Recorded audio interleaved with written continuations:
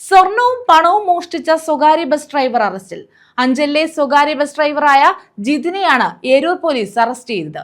12,000 രൂപയും 2.5 പവൻ സ്വർണവുമാണ് അപഹരിച്ചതെന്നാണ് പരാതി. അഞ്ചൽ ഏരൂരിലെ വീട്ടിൽ നിന്നും സ്വർണവും പണവും മോഷ്ടിച്ച കേസിൽ സ്വകാര്യ ബസ് ഡ്രൈവർ ജിതിനെയാണ് ഏരൂർ പോലീസ് അറസ്റ്റ് ചെയ്തത്.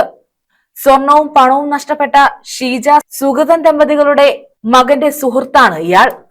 മോഷണം നടന്നു എന്ന് പറയപ്പെടുന്ന സമയത്ത് ജിതിൻ മാത്രമാണ് വീട്ടിൽ വന്നിട്ടുള്ളത് എന്ന് ദമ്പതികൾ പറയുന്നു. കഴിഞ്ഞ ബുധനാഴ്ചയാണ് സ്വർണവും പണവും നഷ്ടപ്പെട്ട വിവരം വീട്ടുകാർ മനസ്സിലാക്കുന്നത്.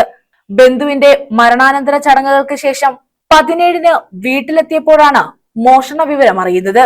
ഉടൻ തന്നെ ഏയൂർ പോലീസിൽ പരാതി നൽകി. അഞ്ചൽ കോളേജ് ജംഗ്ഷനിലുള്ള ജിതിൻ ഏലിയാസിന്റെ വാടക മുറിയിൽ നിന്നും ഏയൂർ പോലീസ് ഇയാളെ കസ്റ്റഡിയിൽ എടുക്കുകയായിരുന്നു. 12,000 രൂപയും 2.5 പവന്റെ സ്വർണവുമാണ് മോഷണം പോയതെന്നാണ് പരാതി. ഇയാളെ റിമാൻഡ് ചെയ്തു.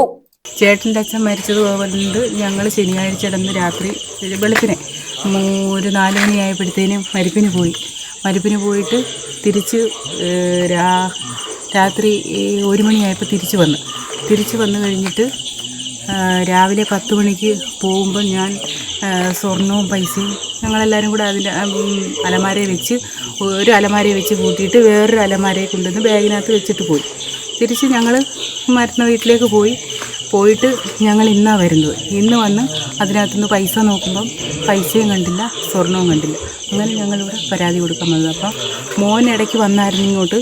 അപ്പോൾ അവൻ്റെ കൂടെ ചോദിച്ചപ്പോൾ അവൻ്റെ കൂട്ടുകാരൻ ജിതിൻ ഏലിയാസ് എന്ന് പറയുന്നൊരു ആൾ കൂടെ ഉണ്ടായിരുന്നു പറഞ്ഞു. അവൻ്റെ താക്കോല് കൊടുത്തിട്ട് പോയിരുന്നു, അവൻ ഒരു ദിവസം കിടന്നോട്ടെ എന്ന് ചോദിച്ചുകൊണ്ട് അങ്ങനെ കൊടുത്തിട്ട് പോയി. അപ്പം മോൻ ജോലിക്ക് പോയായിരുന്നു.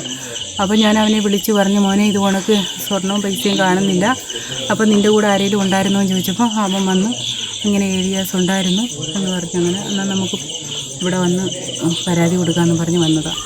അപ്പോൾ ഏലിയാസിനെ കൂടുതൽ ചോദ്യം ചെയ്യലിനും തെളിവെടുപ്പിനുമായി യുവാവിനെ കസ്റ്റഡിയിൽ വാങ്ങുമെന്ന് പോലീസ് പറഞ്ഞു. News bureau, Anchal.